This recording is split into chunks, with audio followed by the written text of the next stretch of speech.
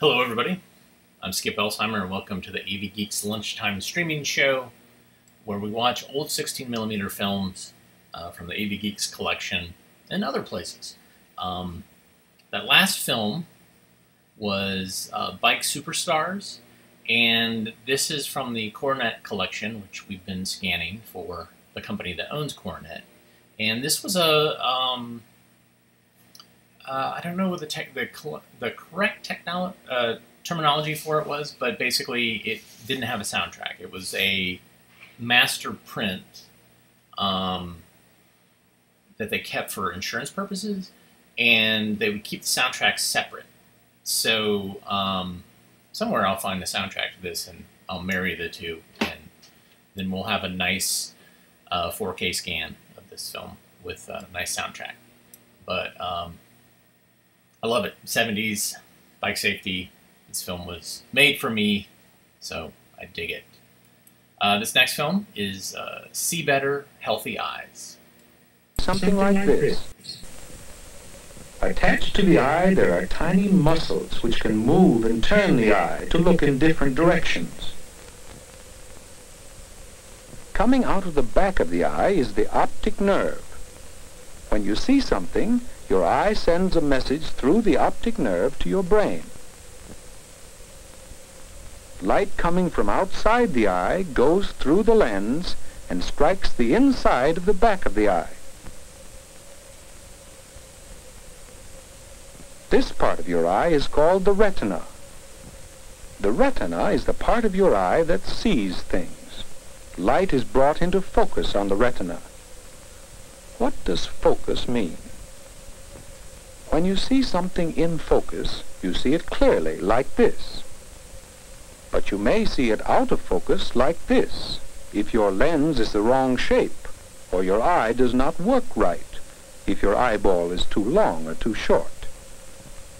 When your eye does not focus properly, the rays of light from one spot on the candle do not all come together at one spot on the retina, and you see a blur. Sometimes glasses will correct this and allow you to see things in sharp focus. Now you can see what marvelous things your eyes are, and how important it is to care for them so you can see your best. What does Tommy do to care for his eyes? First, he takes care of his good health. He eats the right kinds of food. Fruits and vegetables and milk. He gets plenty of sleep. And he keeps himself clean. Second, he follows good safety rules. He's careful to keep sharp points away from his face. When he has to use sharp objects, he uses them carefully and keeps the points covered if he can. These are some of the sharp objects that may injure your eyes, so it's best not to play with them. If you have to use them, be sure you know how. Did you ever have something get in your eye? Should you rub your eye? No, that might rub the dirt in deeper. Tommy has his mother or someone look at his eye. A grown-up can take things out better and more safely. Tommy follows safety rules to help keep his eyes well. Third, Tommy uses his eyes well. He's careful not to make them work too hard. When Tommy reads, he makes sure to have good light coming over his shoulder. He holds the book about 14 inches away from his face. Do you know how far that is? Think how long a 12-inch rule is. Then hold your book a little farther than that from your eyes. Tommy sits up straight and holds the book up, too. And he stops after reading a few minutes to look away and rest his eyes. Try it yourself when you're reading. It feels good. Why, here's Tommy's sister, Barbara. She and Mother have been to get Barbara's new glasses. The glasses help her to see things in focus. Tommy wants to try them. But look, Tommy can hardly see when he wears Barbara's glasses. No, these glasses were made especially for Barbara. A few days ago, Barbara and Tommy both went to see Dr. Black. Every year they go for their regular eye exam. After a check to be sure Tommy's eyes were not infected or diseased, Dr. Black looked at Tommy's eyes with some different instruments. You can have your eyes checked this way by an oculist, a doctor of medicine who specializes in diseases of the eye. Or you can see an optometrist, who is not a doctor of medicine, but is specially trained in the care of vision. Well, Tommy's eyes are just fine. Then Dr. Black examined Barbara's eyes and found she would need glasses to help her see better.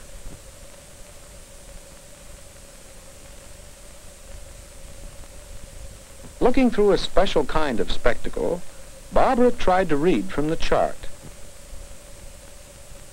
This helped Dr. Black to measure her eyes and see what kind of glasses she needed.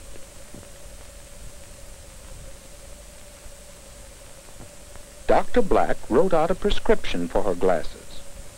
Barbara could get her glasses from an optician who specializes in making glasses. At the optician's, Barbara's glasses were ground on these fine machines, ground just the way Dr. Black ordered. They were shaped just right for Barbara's eyes. Then they were fitted into frames by the optician. He is the man who knows just how to make glasses and how to fit them so they'll help Barbara see better and be comfortable to wear.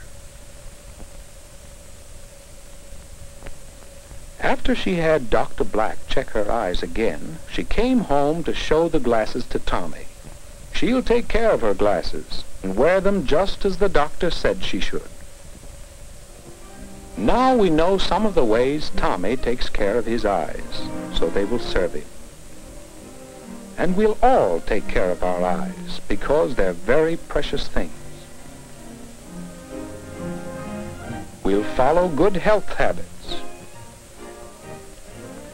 We'll follow safety rules. And we'll use our eyes well. We'll have our eyes checked every year or so. If we need glasses, we'll wear them and take good care of them. That's the way to take care of our eyes. And we'll do it, because it's fun to have healthy eyes.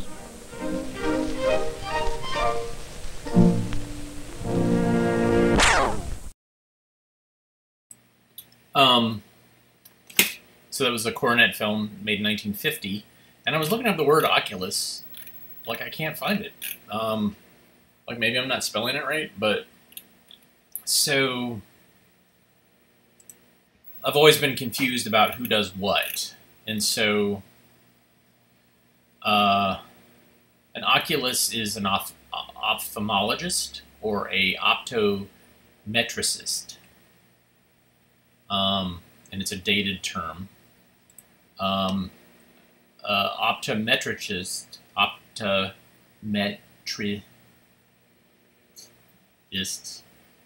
basic eye care specialist who can examine, diagnose, or medically treat eye conditions. Ophthalmologists are a type of medical doctor who specialize in surgical procedures of the eye. Opticians are customer service specialists who work in the vision care and optometry offices. I don't know if that clarified it anymore, but there you go. All right, we got a film set up on the telecine behind me, and that's we actually can transfer films live, and you can watch them live. This one is School Problems: Getting Along with Others. Enjoy.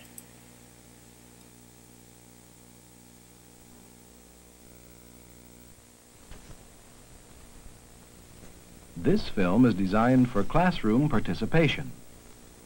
You are invited to stop the projector for discussion after each problem is presented.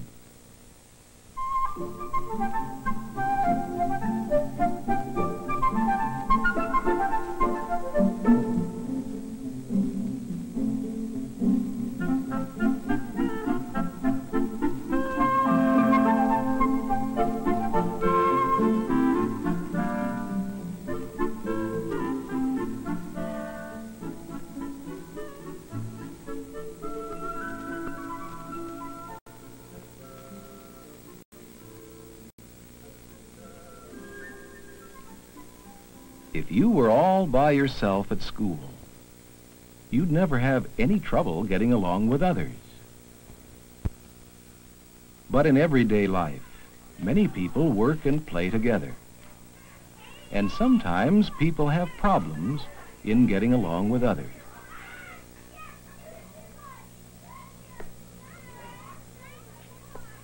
A knife game. It looks as if it would be fun to play. But Bill knows that knives are not allowed at school.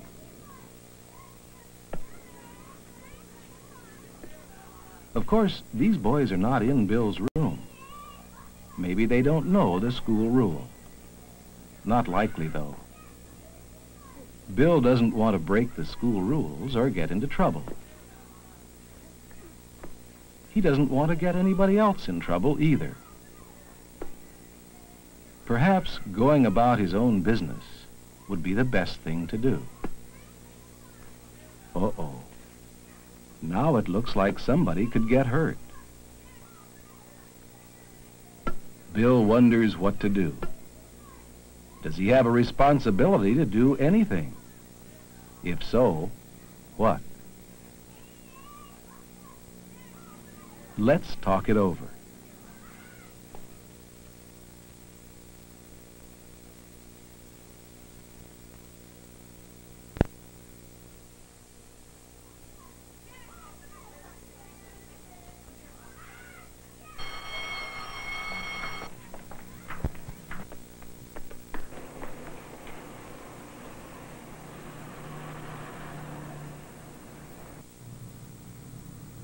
Class down.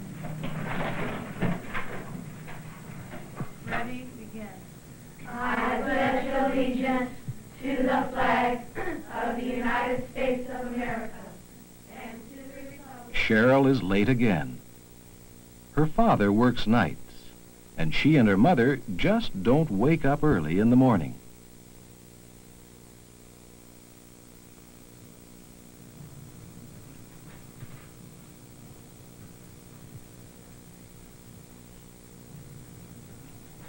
Cheryl interrupts the class almost every day.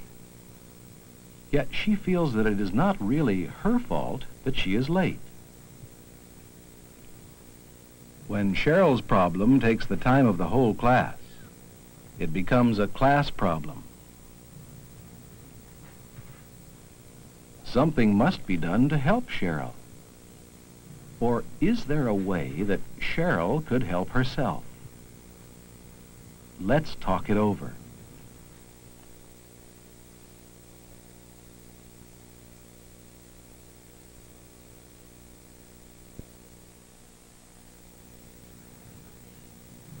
Brenda is a good worker. She tries hard to follow directions and to do her own work.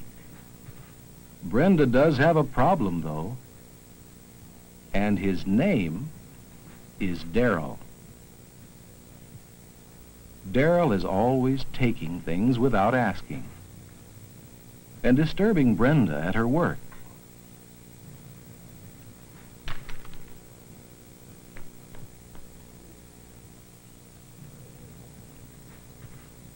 Brenda doesn't want to tattle.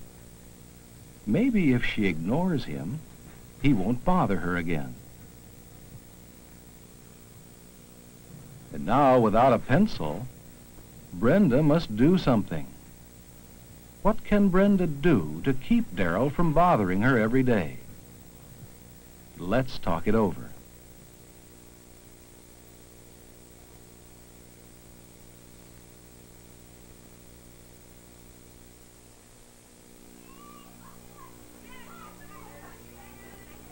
Today, the ballroom has a new helper. Fred asked for the job because he wanted to feel important. Give me a kickball. But he soon found out that being bossy and yelling didn't work. Russell made it clear that being calm and courteous is an easier way of working with others. And after that, things went smoothly. At first, Fred thought the job was interesting, and he liked taking care of the equipment. But when Fred's friends stopped by and asked him to play, he began to miss being outside. One of Fred's responsibilities was to get back any missing equipment. Although he was only doing his job, some people didn't seem to like him anymore. Fred decided he wanted to quit. Being a ballroom helper just wasn't as much fun as he had thought it would be. What do you suppose Russell thinks about staying with a job, even though it is not always easy? Does Fred have a responsibility to the school and to himself to stay on the job? What should Fred do? Let's talk it over.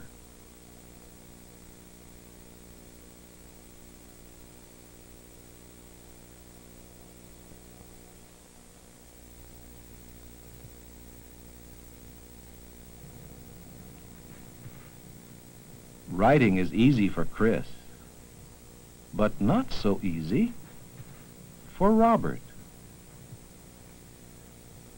So sometimes Robert gets a little help with Boys and words. girls, put your language papers away and get ready for your spelling test.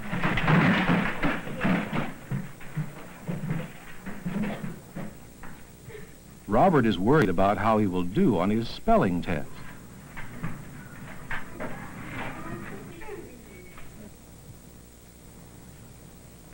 Smile. A pleasant smile came over his face. Smile. Joy. Susan jumped for joy. Joy.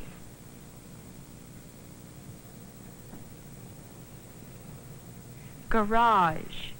He put the car in the garage. Garage. Heavy. The horse carried a heavy load. Heavy. Metal. The chair is made of metal. Metal. Base. Is the base of the lamp heavy? Base. Now, Robert's problem Manual. is also a Is problem there for a Chris. manual of direction? Chris knows that giving help during a practice lesson is different from giving help during a test. If he doesn't do anything, won't Robert think it's all right to copy? What do you think Chris should do now? Let's talk it over.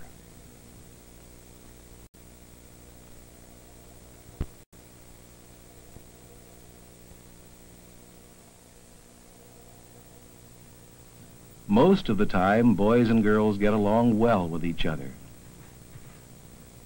But there will always be problems wherever people work closely together.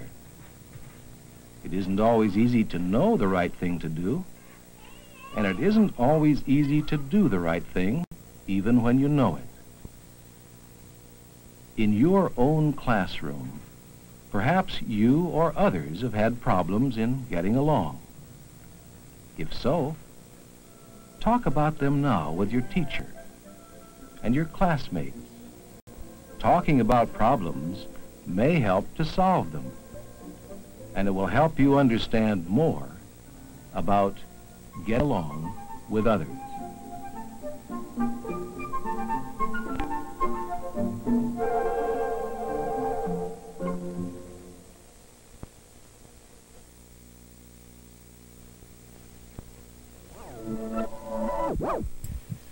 So, I just wanted to show you, I did a little bit of color correction on the fly, and this is what it looks like before.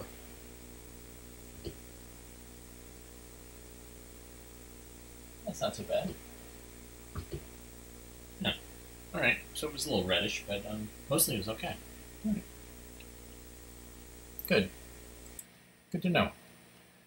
Anyways, what a great film. And so here's my theory.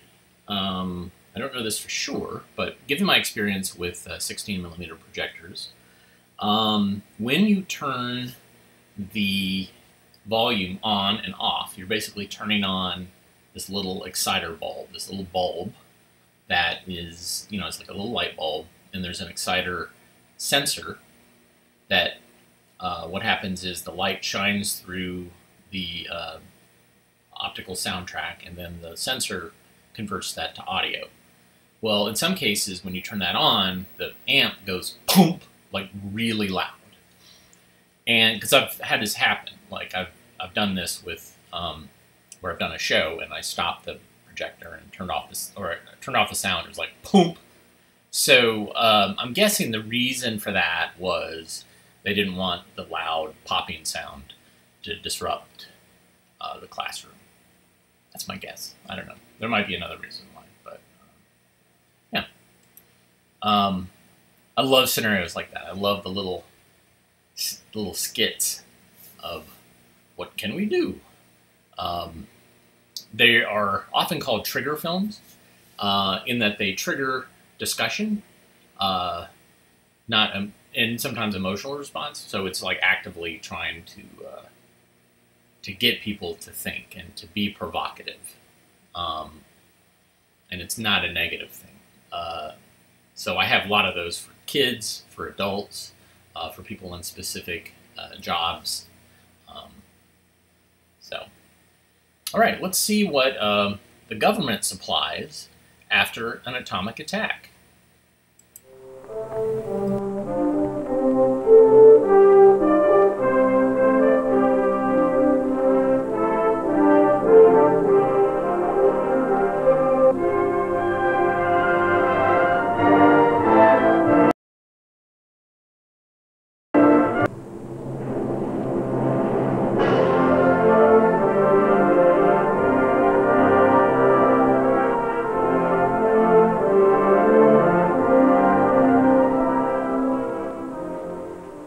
This is a public shelter.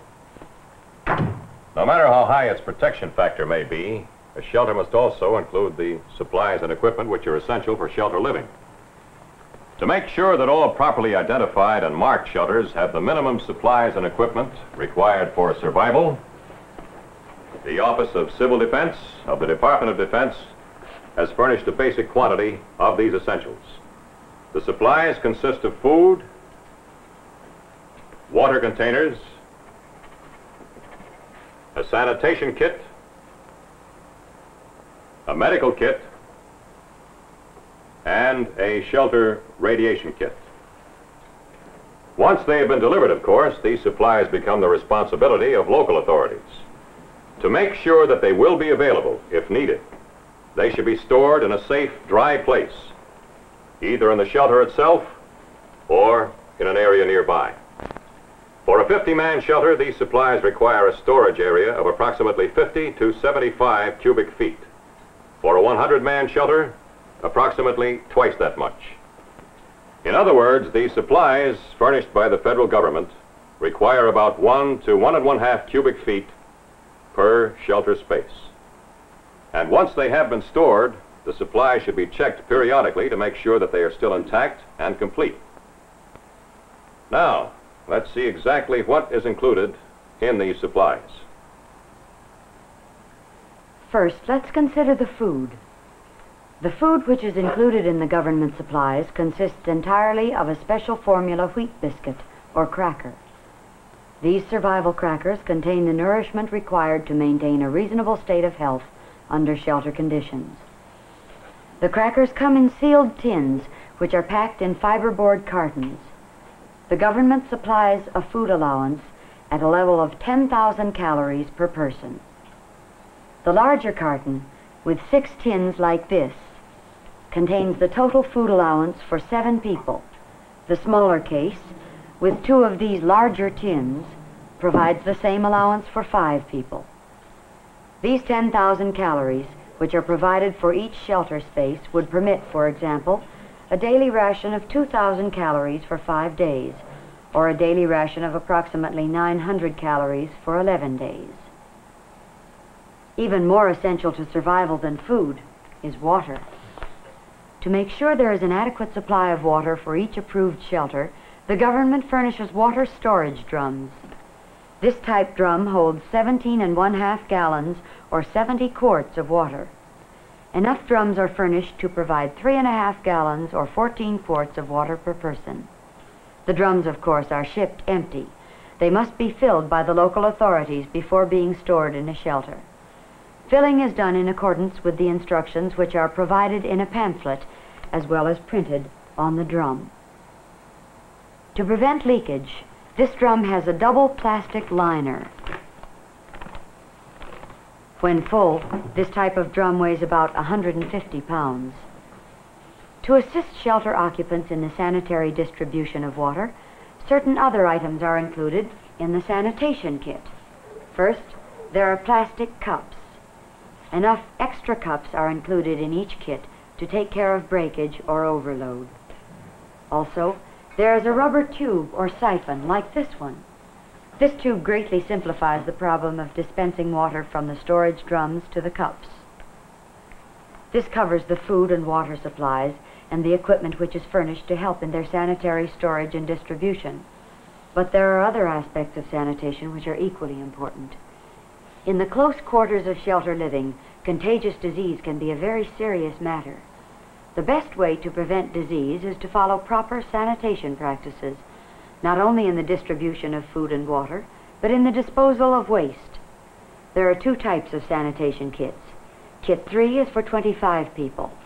This kit, Kit 4, provides necessary sanitary facilities for 50 people. The container which holds the sanitation items, when emptied, is intended to be used as a commode.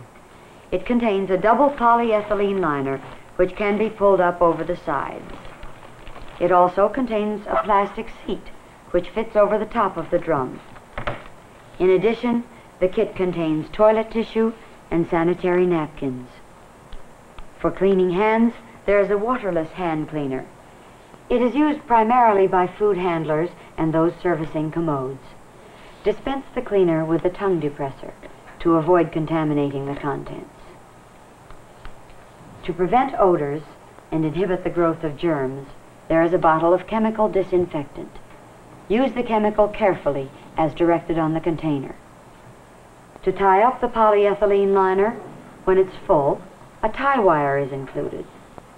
When the liner is tied, replace the cover and the drum can be removed from the shelter, and one of the water drums, which by this time will have been emptied, can be used in place of it. All of the drums have double bags to prevent leakage. For use during the disposal operation, there is a pair of polyethylene gloves. Do not remove the filled bags from the drum. If a drum must be moved, slide it across the floor instead of tilting or lifting. If, in spite of all precautions, sickness or injury does strike the shelter occupants, certain medical supplies are available for emergency treatment. 2 different size medical kits are furnished by the federal government. Kit A is intended to satisfy the needs of approximately 50 to 65 people, and Kit C of approximately 300 to 325 people. Both kits contain the same type of supplies, but in different quantities. Medicines include such things as aspirin, alcohol, penicillin, and sulfadiazine. Dressings include bandages, cotton, and gauze pads. There are other useful items, such as cotton-tipped applicators, tongue depressors, and a thermometer. Finally, there are 2 very useful pamphlets. The Family Guide, which is intended to aid the shelter occupants in coping with the more common medical emergencies, and a pamphlet containing instructions for the use of medical supplies and special medicines. These medical supplies, of course, are not intended to take care of unusual or very serious illness or injury. They are expected to provide treatment for the more common ailments and injuries which may occur during shelter occupancy. Along with the supplies which you have just seen, the Office of Civil Defense furnishes one other type of equipment which is of vital importance to the health and safety of shelter occupants: radiological instruments. To each stocked shelter, the government furnishes a shelter radiation kit. With the instruments in this kit, a trained monitor can measure the radiation that might be present. The instruments are packed in a fiberboard carton for storage as a unit. However, this carton should be stored in a place where it is easily accessible, since the instruments should be checked periodically to make sure they are operable. Included in the carton are instruction and maintenance manuals covering operation of the instruments in the kit. Also, the batteries which are used in some of the instruments. The kit contains 4 separate radiological instruments. This is a survey meter which is sensitive to low levels of radiation. It is commonly called a Geiger counter. This instrument is used for monitoring of personnel, food, and water to determine if they are contaminated. Here we have a high-range survey meter which is intended to measure moderate and high levels of radiation. This is the instrument which will be used by the monitors for most of their in-shelter monitoring activities. It can be used for measuring radiation outside the shelter, or measuring radiation coming into the shelter from the outside, or radiation beyond the range of the first instrument. Each of these survey meters comes equipped with a shoulder strap. Now, both of these are rate measuring instruments. They measure the rate at which radiation is being given off. This, on the other hand, is a dose measuring instrument, or dosimeter. It measures the dose or total amount of radiation to which an individual or group might have been exposed during a period of time. It may be worn or carried by an individual so that it will be exposed to the same amount of radiation to which he is exposed. It may also be hung in an appropriate location within the shelter. Then, by holding the dosimeter up to the light, you can read the scale inside and determine the total amount or dose of radiation. Finally, there is the dosimeter charger. Now, this is not an instrument for measuring radiation. It is used to supply the voltage required to charge or zero the dosimeter before it is used, like this.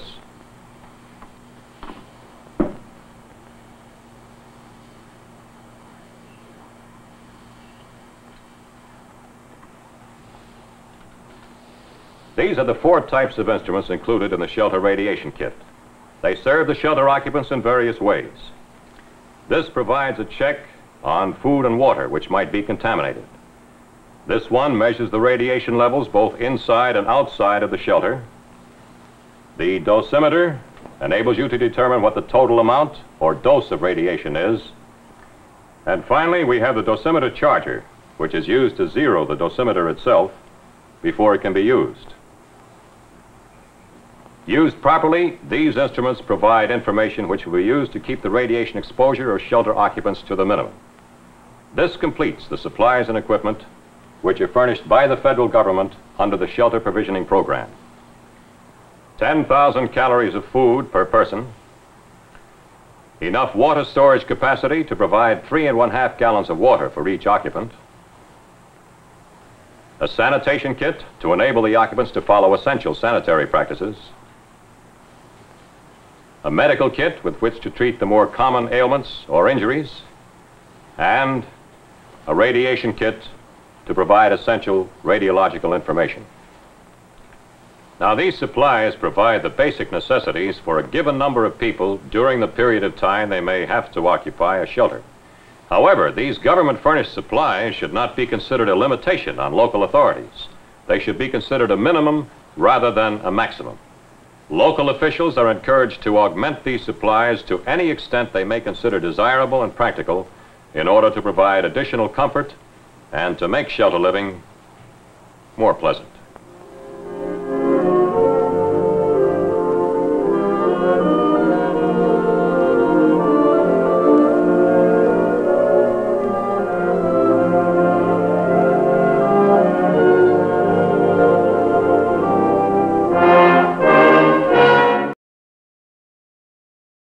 So that was transferred some time ago by an intern who occasionally would miss the fact that the film was rolling due to it shrinking.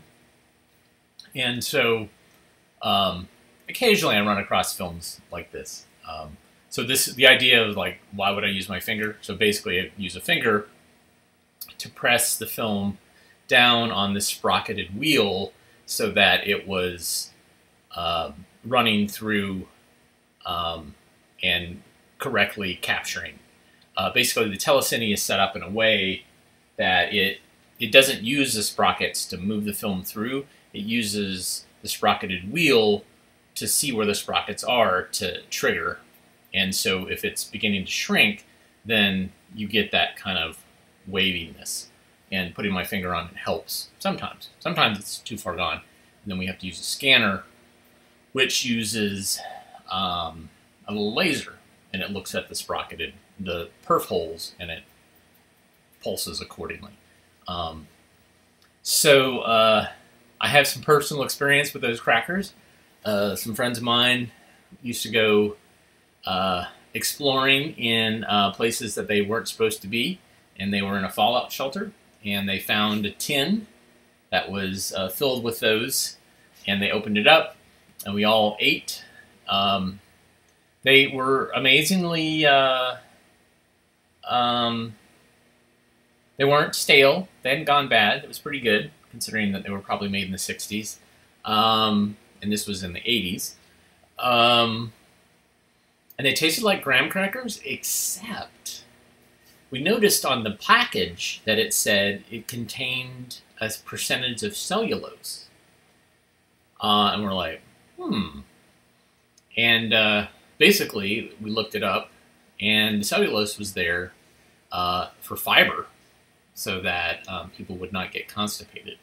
And it had kind of a very slight kind of, when somebody talked about eating the fiber board, it was kind of like a graham cracker / cardboard. I mean, if you're hungry, then, you know, definitely eat it. But it's a fascinating film. I really enjoy watching films like this. They really give me a sense of, you know, they set a time, and then they also set, like some, you know, a bunch of people got together to figure out, like, all right, how are we going to do this if people are in a shelter, fallout shelter, and have to spend 2 weeks there until the fallout clears? What do we need to give them? What needs to happen? And how is this all going to work? And then how is civilization going to exist afterwards? Next film is a science film brought to us by the Moody Institute of Science, and this is about telescopes. I should say before we get started, thank you. Somebody got me some coffee, and I can't remember who it was. Mitch. Thank you, Mitch, for the coffee. You can support AV Geeks by buying us coffee. You can also go to avgeeks.com. You can hit like, the little like button. Do that. That's awesome. And it's free. Anyways, I do that before we watch this science film by the Moody Institute of Science. Enjoy.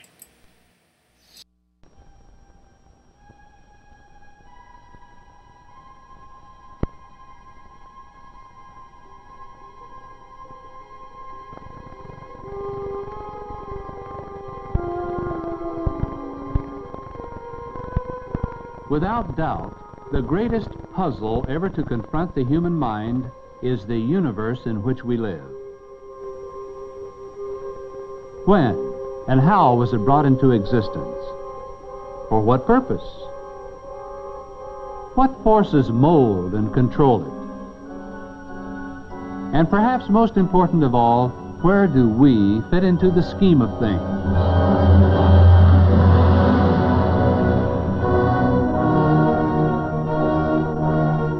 Here truly is a puzzle of astronomical proportions. Puzzle solving requires logic. Logic becomes profound with the gathering of information. Occasionally, in the search for knowledge, there is a discovery so fundamental it is called a breakthrough. The discovery of radio waves coming from outer space was such an occurrence. and it came about quite by accident. The year was 1930. The place, the quiet little town of Holmdel, New Jersey. At the Bell Telephone Laboratories, Carl Jansky, a brilliant young radio engineer, was assigned to study static interference, which was hampering transatlantic telephone communication.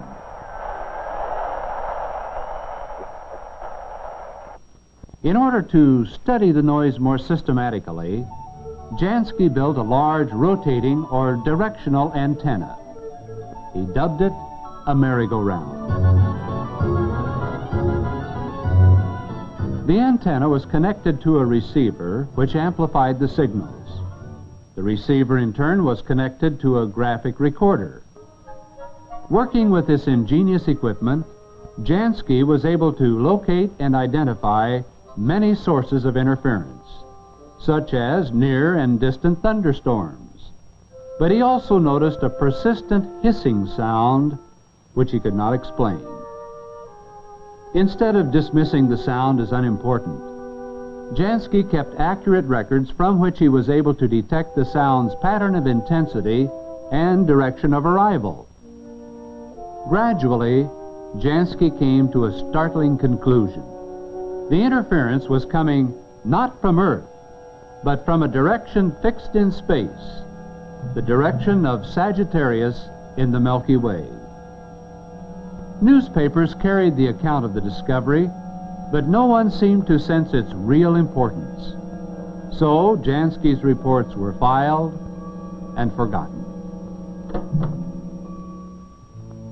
In 1937, in Wheaton, Illinois, another amateur radio enthusiast, Grote Reber, began experimenting with what he called cosmic static.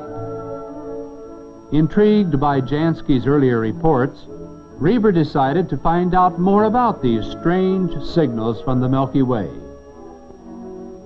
To do so, he realized he would need a better antenna, one with more directional capability than Jansky's. This, he felt, could best be achieved by building a parabolic reflector. So Reber constructed what was needed in his own backyard, on his own time, with his own money. His 31-foot dish was the world's first radio telescope. And for several years, Grote Reber was the world's only radio astronomer. He confirmed and enlarged Jansky's findings. He discovered the Milky Way, our galaxy, was like an enormous radio transmitter. By analyzing his findings, Reber was able to put together the first radio map of the Milky Way. Today, his telescope is still in use at the National Radio Astronomy Observatory near Green Bank, West Virginia.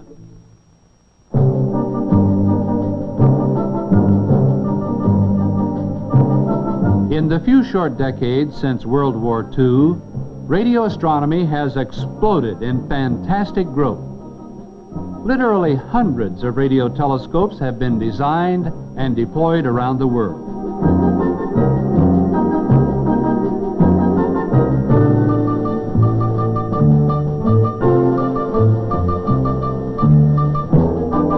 Many of these incredible instruments weigh thousands of tons and cost millions of dollars.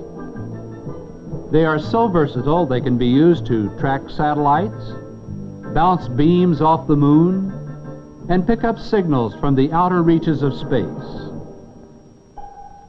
The instruments may vary in size, but large or small, they're made up of three basic parts: a reflector with a receptor at its focus,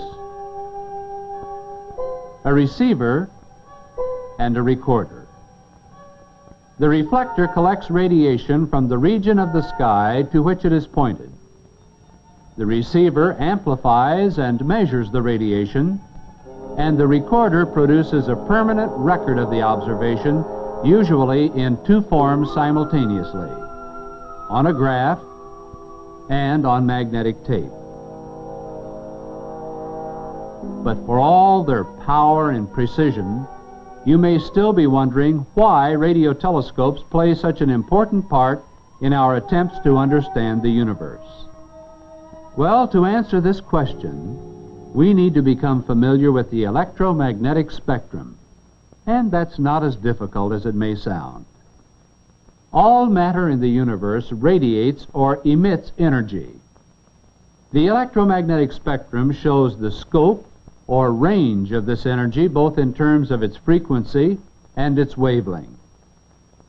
At the lower end of the spectrum, the wavelengths are long. At the upper end, short.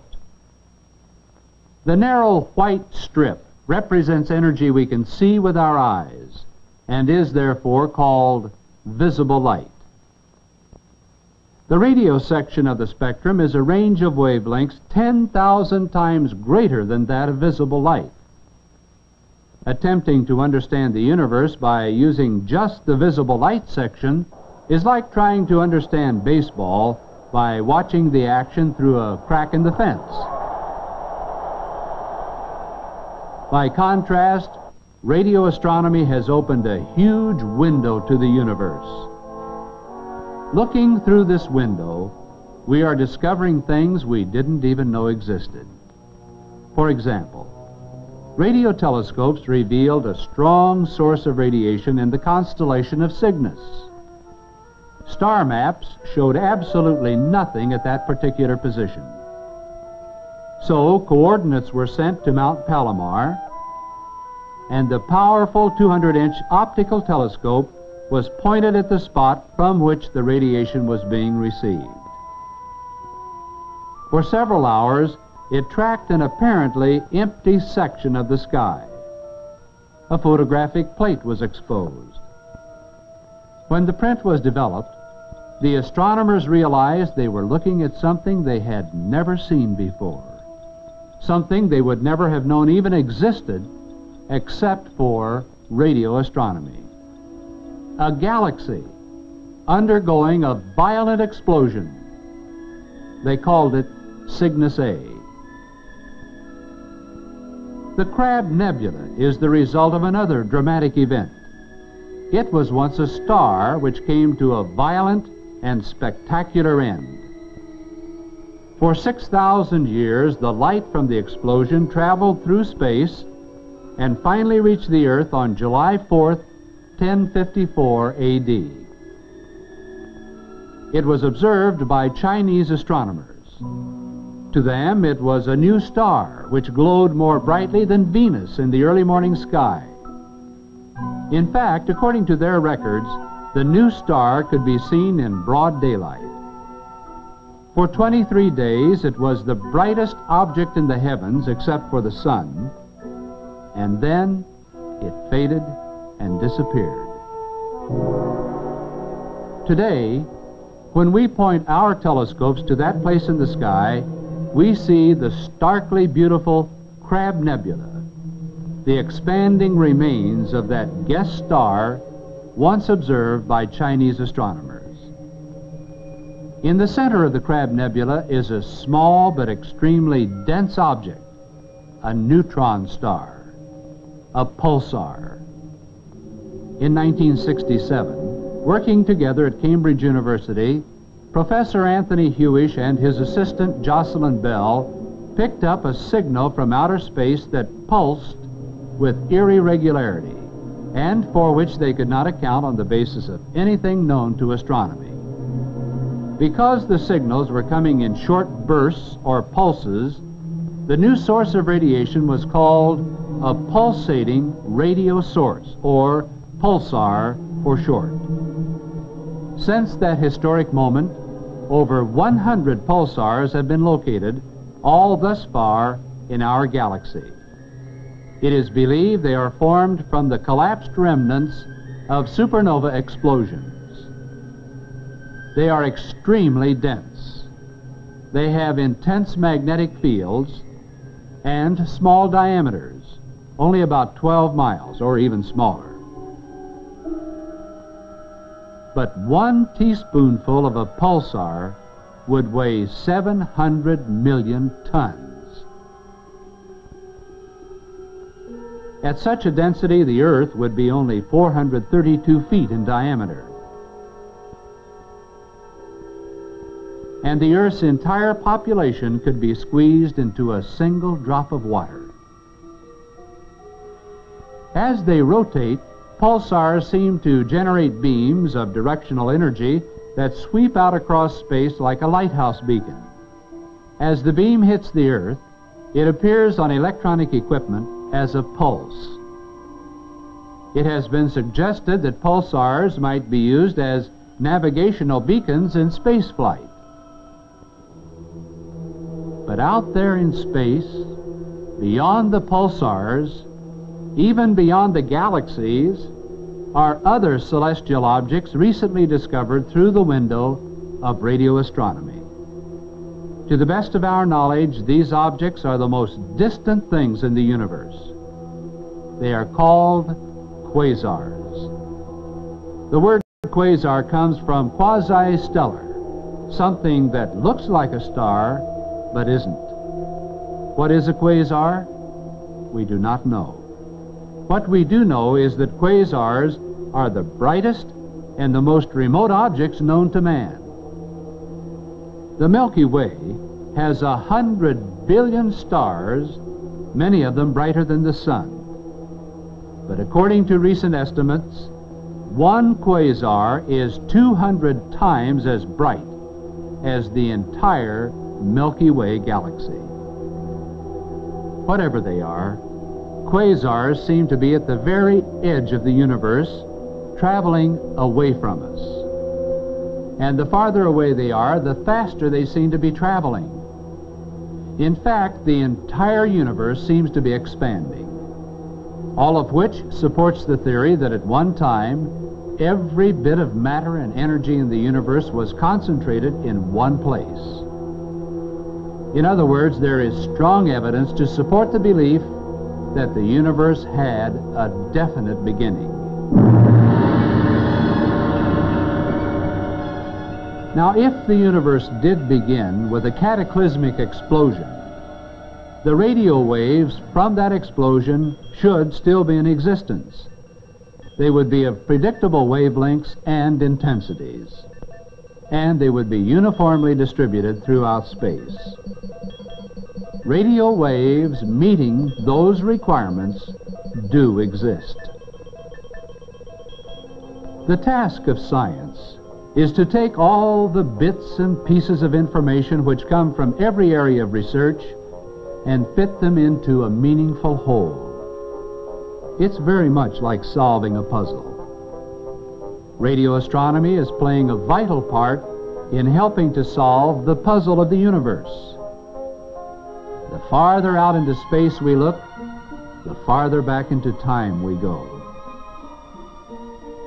As scientists compare the here and now with the there and then, they find that no matter how far into the past their findings take them, the same physical laws seem to apply.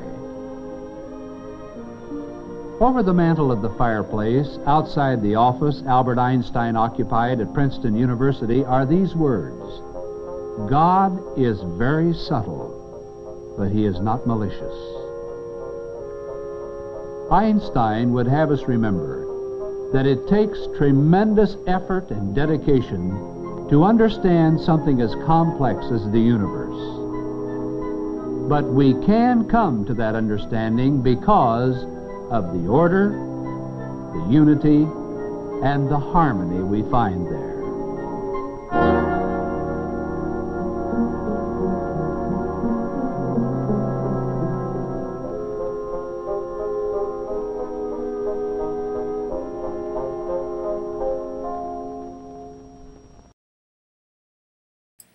I gotta say, for a Moody Institute of Science film, that wasn't really a Moody Institute of Science film. Normally, the films have a hook that relates to God's creation, and they talk about it at the end.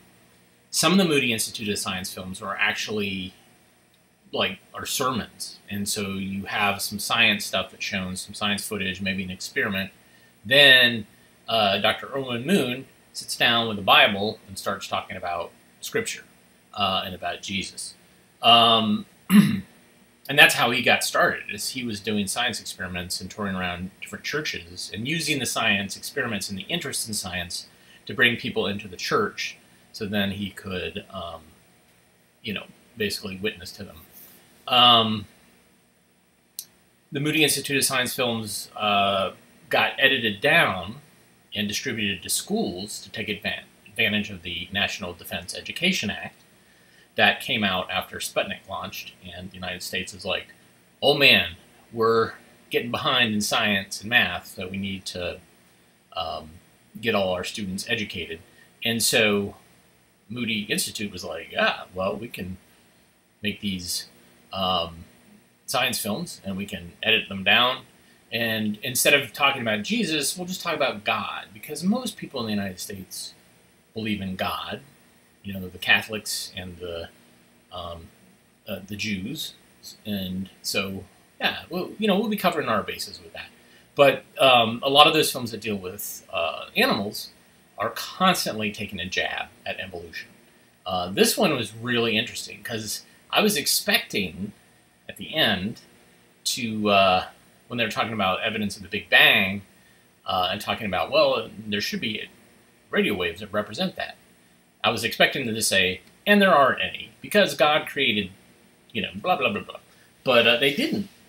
So this is probably the most science-y of the Moody Institute of Science films. They also, this is later. This is like in the late 60s. And Moody Institute of Science, I think, were making films up until the early 70s. Then a lot of those films were being called out because of their religious content in public schools. So they kind of waned after a period of time. They kind of still exist, or at least they did in the 90s, releasing their things on DVD. But somebody noticed at the beginning, let me see if I can find it. I'm going to, let me go back to, where is it? On my glasses. Let's see.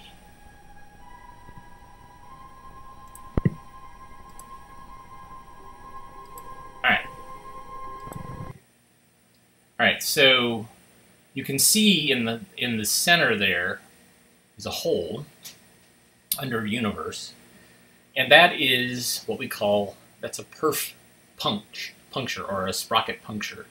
Basically, when somebody threaded this projector, they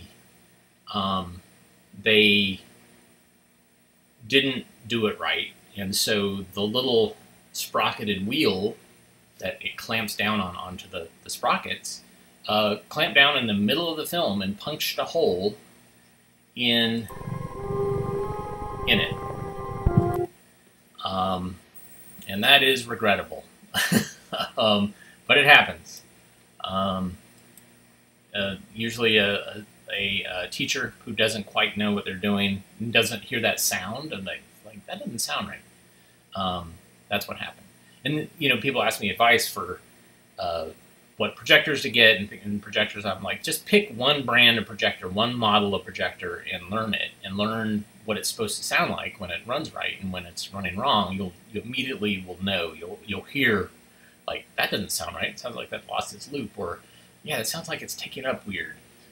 So that's my recommendation for 16 collectors out in the world. Thanks for tuning in today. I appreciate your eyeballs. I appreciate all the new faces out there. We do this every weekday, 1 o'clock Eastern Standard Time, and we've got literally tens of thousands of films to watch. And I'm happy to show them to you as long as you're there to watch them and to comment on them and to share what we do with other people. Spread the word. Tell people that you like AV Geeks, or at least you're mildly interested in what they're doing. You can go to avgeeks.com and see other shows that we've done in the past, buy DVDs, and you can, of course, buy us coffee at buymeacoffee.com/avgeeks. Yeah, everybody have a good rest of your day. As always, we look in film cans and they tell us to either please rewind or please do not rewind. In this case, it's please rewind. But the love each other is always a nice thing to read and to do. So everybody take care, and we'll see you again tomorrow.